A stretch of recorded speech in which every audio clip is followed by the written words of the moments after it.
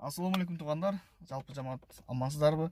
Бизде маселе видеого номерди жазып койсоңор болбойбу деп жазып койсоң болот. Бирок бизге аябай видеолор көп келип түшкөн үчүн баарын жазган болсок, кээ бирлери малы сатылып, кээ бирлери малы сатылбай калат.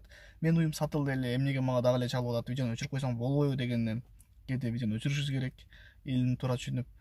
Ошон үчүн биз только описание коебуз номерлерди. Описанияны кантип көрсөк болот деген ойлор болсо, билгендер жакшы, билбегендер мына жерге азыр сүрөт чыгыш керек, сүрөттөн көрүп ошондой болуп номерлерди алсаңыздар болот. Буюрса аз күндөрдөн кийин мал базарлар иштеп баштайт, туугандар, чыдап турайлы, сабыр кылайлы. Шартка байланышы ушундай болуп турат.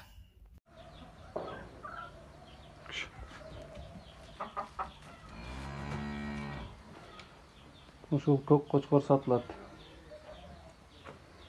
Жашы 1 жаштан өттү. Тиш бузган. 2 тиш. Куйруктары жайында уруктука.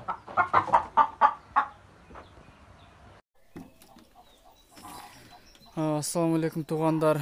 5 та кочкор бар. Багууда 6 ай болуп калды, же 5,5 ай 6 ай болуп калды. 2 тиш бар да, сойгону болот да, баксаңар да болот.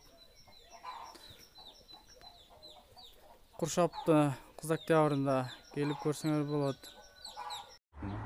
6 тиш, 2 тиш бирөө эле бар эки. 6 тиш келет. Şu koylar satılат. 3 ta koy, semiz.